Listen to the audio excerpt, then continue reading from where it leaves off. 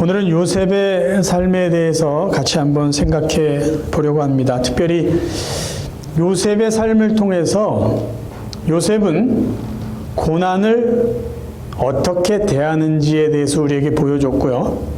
요셉은 그의 삶을 통해서 상처를 어떻게 다루어야 되는지를 우리에게 보여주고 있습니다. 그래서 요셉의 이야기를 살펴보면서 우리는 고난을 어떻게 대해야 될까?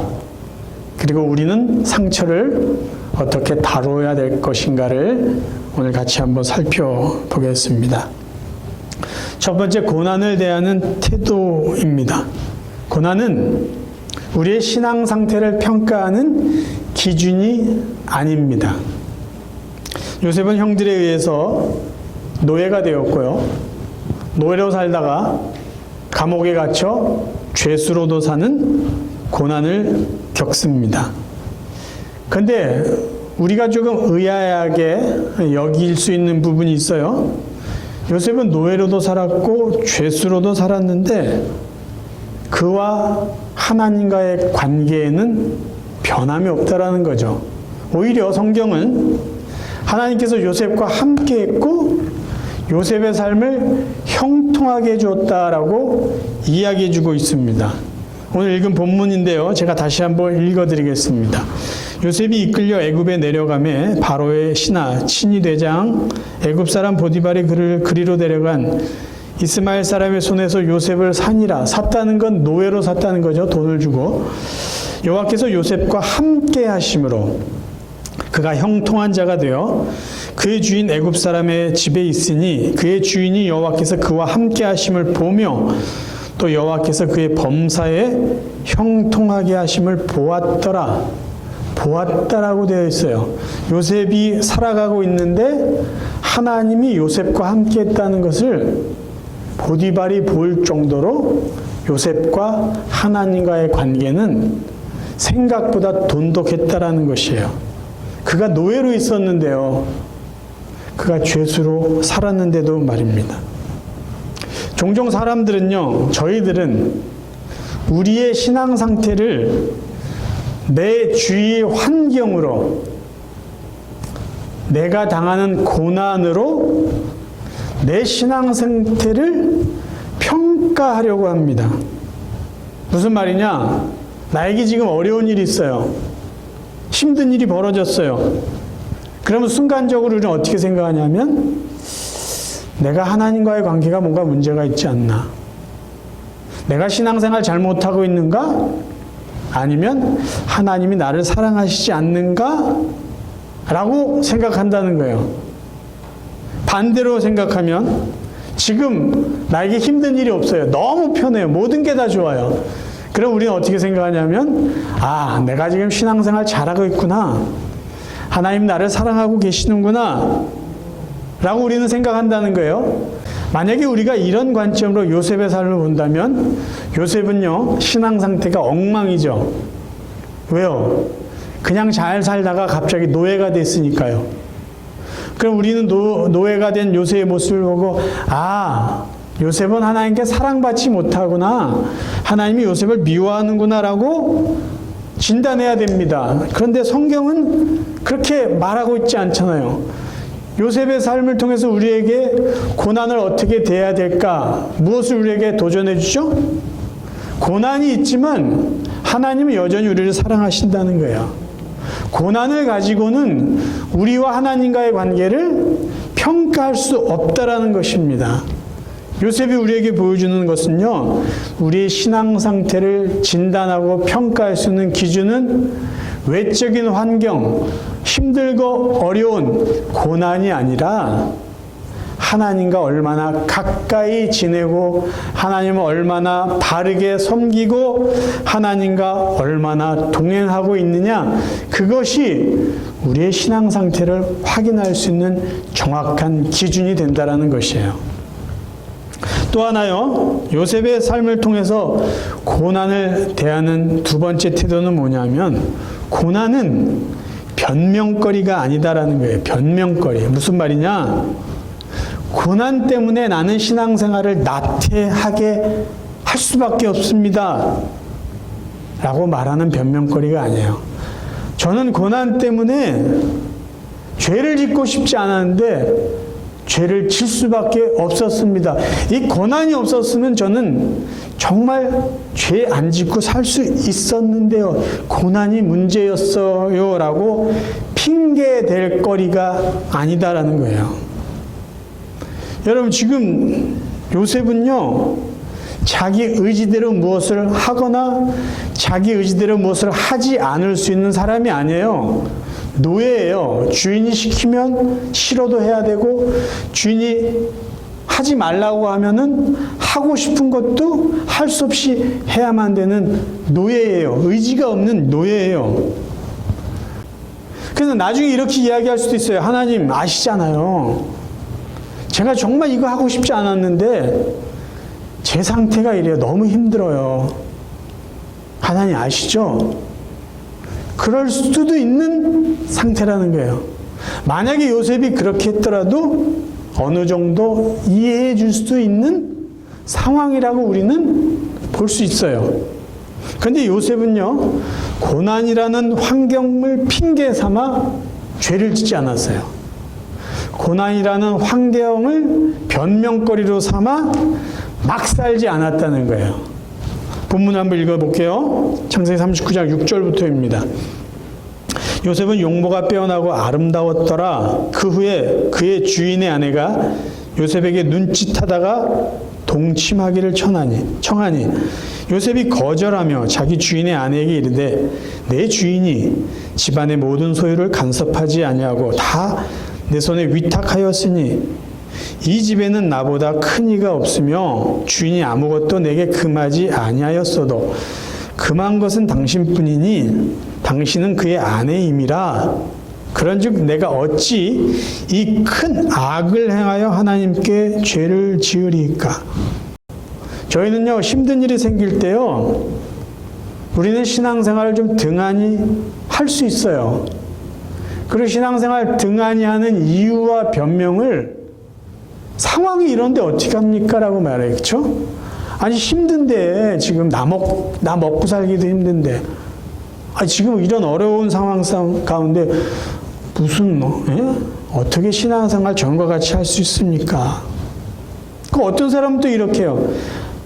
내가 이런 정말 어려운 상황이 아니라면 내가 그 나쁜 짓 안 했어요. 할 수 없이 어려운 상황 때문에 저는 죄를 지을 수밖에 없었습니다.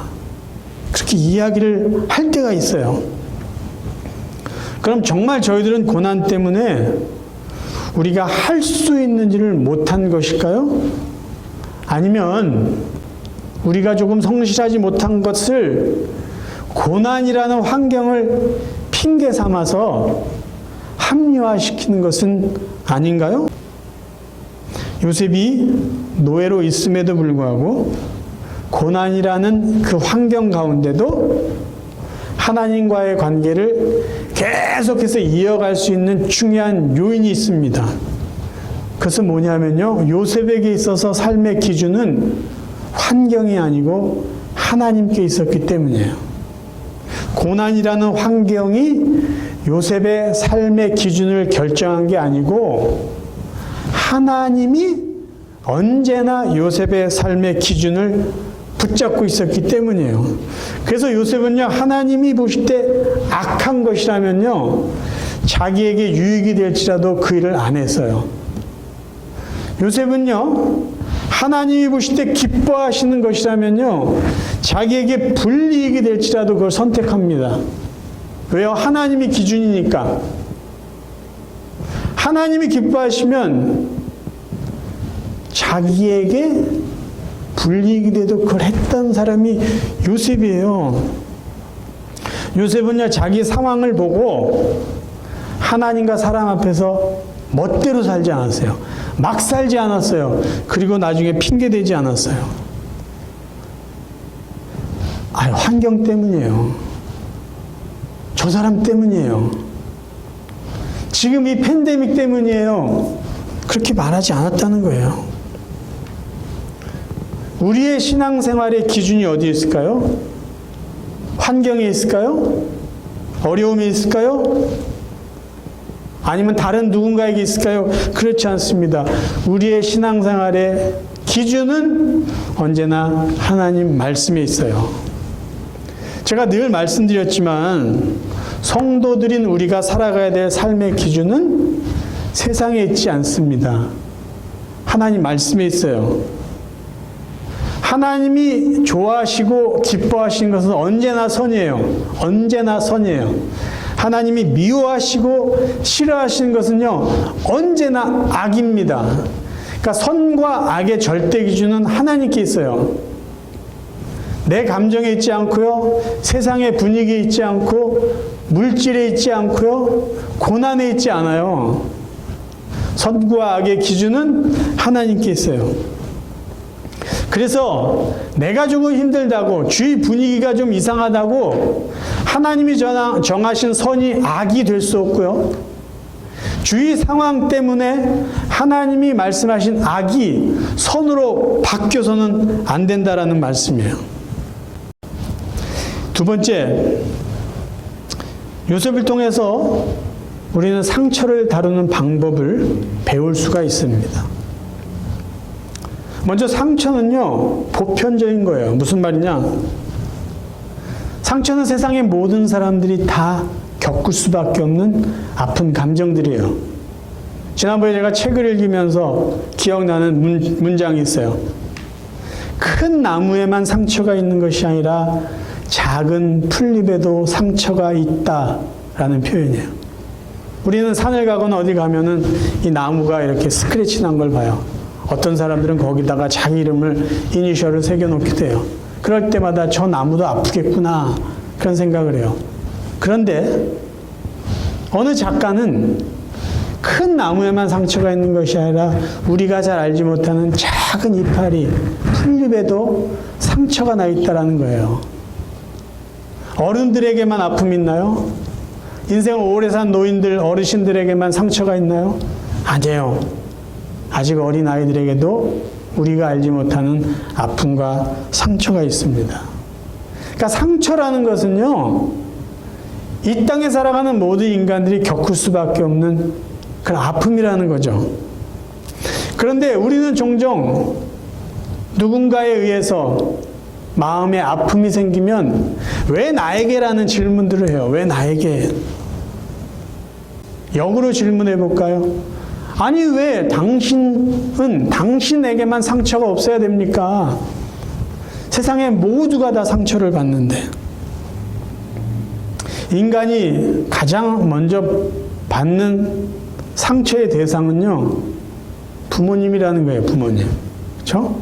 어린아이가 태어나서 자라면서 부모님은 절대로 자녀에게 상처를 주려고 하지 않았는데 자식들은 그 무언가가 상처가 될 수 있어요.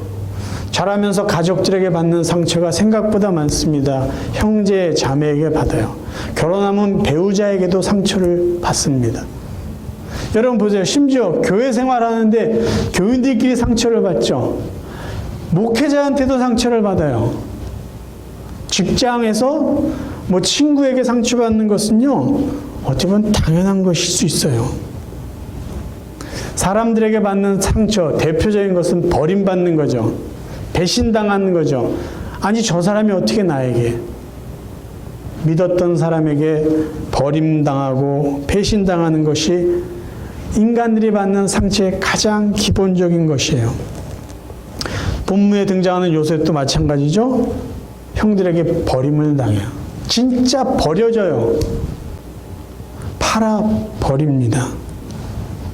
그래서 요셉은 고난의 삶을 시작하게 돼요. 놀라운 것은요, 예수님도 상처를 받았다라는 거죠. 수백 년 전에 이사야 선지자는 예수님을 묘사하면서 사람들에게 버림당할 것이다라는 말씀을 했어요. 이사야 53장 3절. 그는 멸시를 받아 사람들에게 버림받았으며 제자들에게 배신당하고 사람들에게 버림을 당해요. 하나님의 아들인데, 구세주인데 무시를 당하고 버림을 당하고 매맞음을 당하고 침뱉음을 당하고 결국은 십자가에 못 박혀 죽게 되는 큰 상처를 받습니다. 상처와 아픔은요, 모든 사람이 겪을 수밖에 없는 삶의 일부분입니다.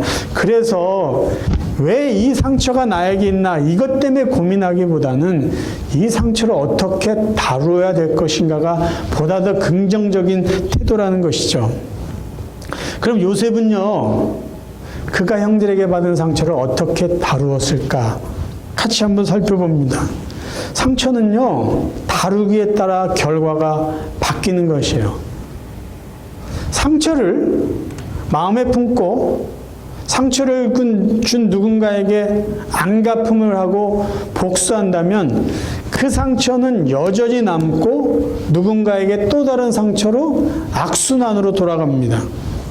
그런데 이 상처를요, 용서한다면, 나에게 상처를 준 그 사람을 용서한다면 이 상처가 그대로 남는 것이 아니라 생각지도 못한 선한 결과로 바뀐다는 것이에요. 먼저 형들이 상처를 복수로 되갚았을 때 어떤 일이 이루어졌는지 살펴봅니다. 요셉의 형들이 요셉에게 상처를 줬는데요. 사실은 요셉의 형들은 요셉을 통해서 먼저 상처를 받았던 사람들이에요. 두 가지로 볼 수 있는데요. 상처받은 원인을, 본문을 먼저 한번 읽어보겠습니다. 창세기 37장 3절부터요. 요셉은 노년에 얻은 아들이므로 이스라엘이 여러 아들들보다 그를 더 사랑하므로 그를 위하여 셋의 곳을 지었더니, 여기서 이스라엘은 야곱을 말하는 겁니다. 그의 형들이 아버지가 형들보다 그를 더 사랑함을 보고 그를 미워하여 그에게 편안하게 말할 수 없었더라. 요셉이 꿈을 꾸고 자기 형들에게 말하며 그들이 그를 더욱 미워하였더라.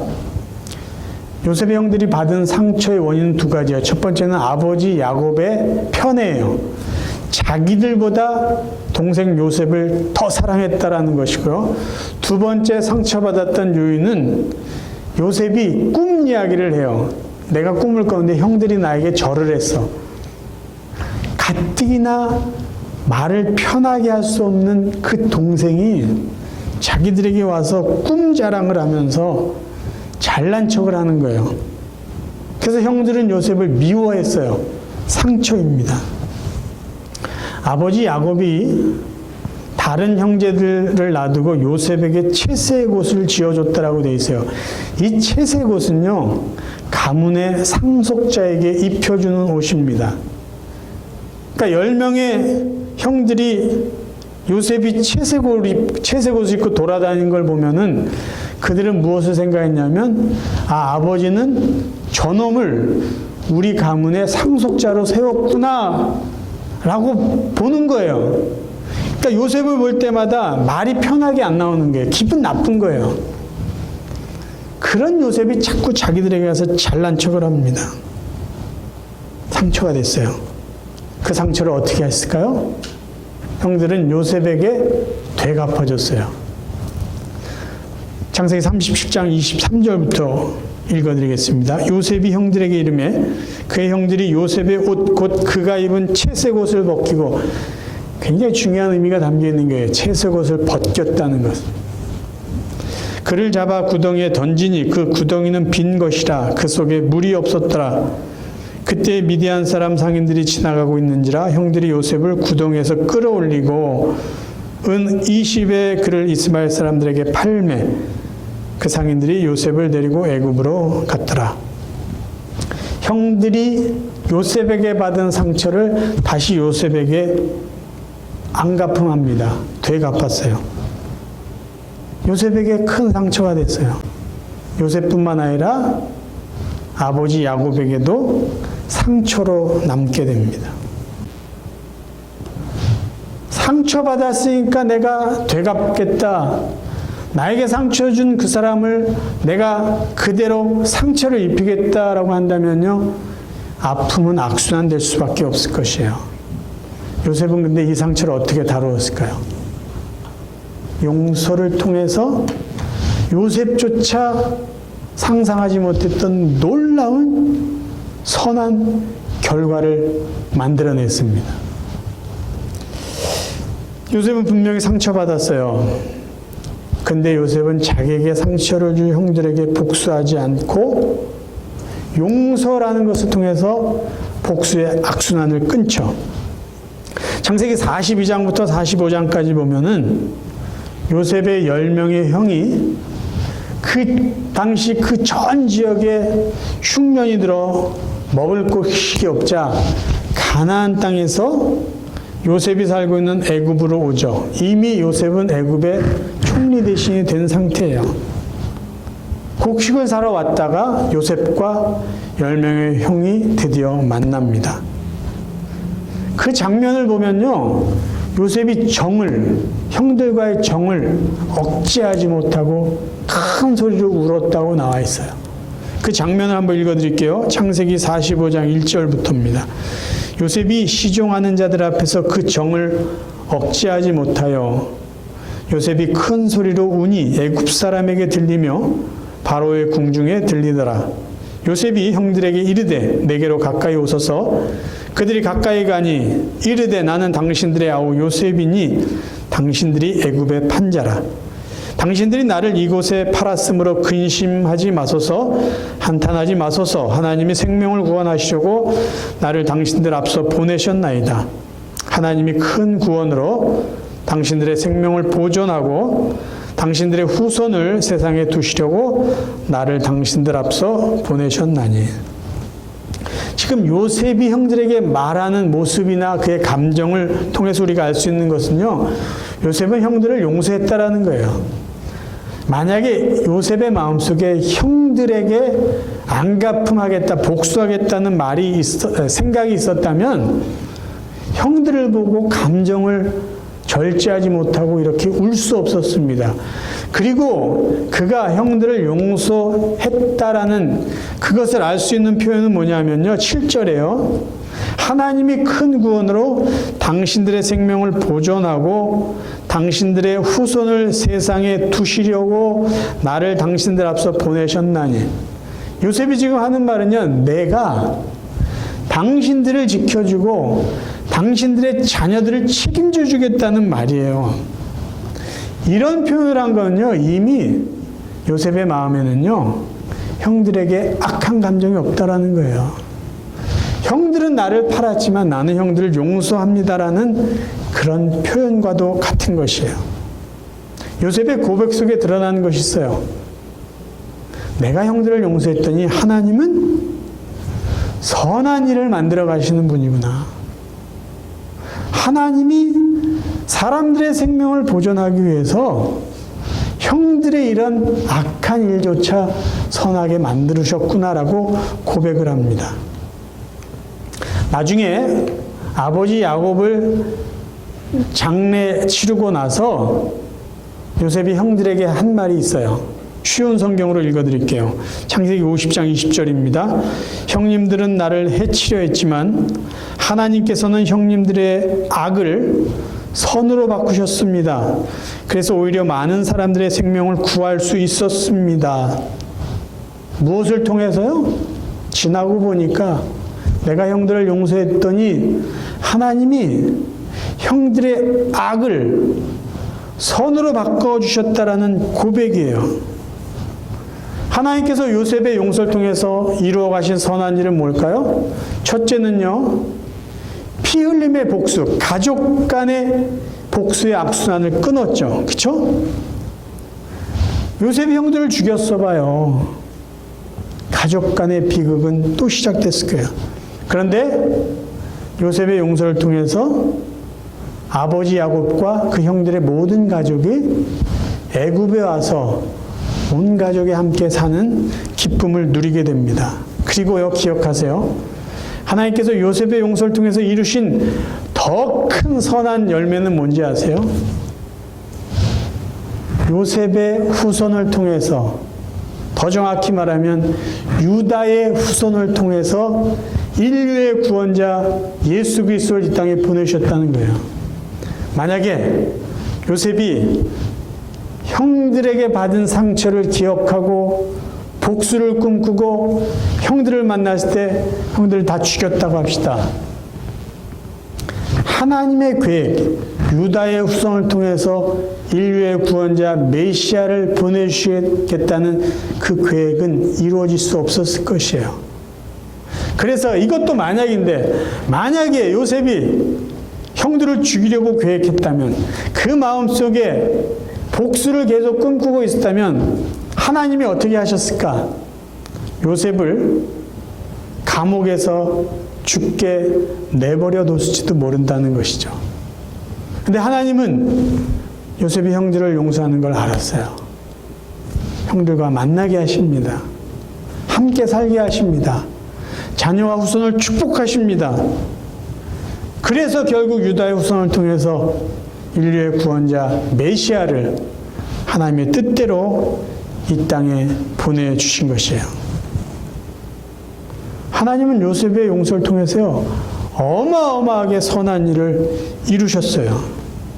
그래서 중요한 사실이 하나 있어요. 하나님은 인간이 행한 악한 일을 그냥 내버려 두고 선한 일을 만들어 가신 분이 아니라, 악한 일들을 용서했을 때 하나님은 인간의 용서를 통해서 하나님이 이루시고자 하는 선한 일을 이루시는 분이다라는 것이에요.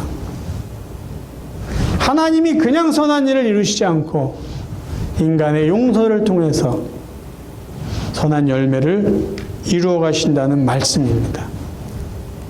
말씀을 정리하면서 여러분에게 질문을 드리겠습니다. 여러분, 용서는 누구의 몫일까요? 누가 용서할 자격이 있을까요? 용서는요, 상처받은 사람만 할 수 있는 거예요. 용서할 수 있는 자격이 있는 사람은요, 상처받은 사람들이에요. 가해자가 어떻게 피해자를 용서합니까? 가해자는요, 용서를 받아야만 되는 입장에 있는 사람이에요. 아니, 잘못을 저지른 사람이 뭘 용서를 해요? 용서는요, 피해받은 사람만이 할 수 있는 일이에요. 만약에 여러분이 누군가에게 상처를 받았다면요, 그래서 아프다면요, 피해자라면 여러분 용서할 수 있는 자격이 있는 분들이에요.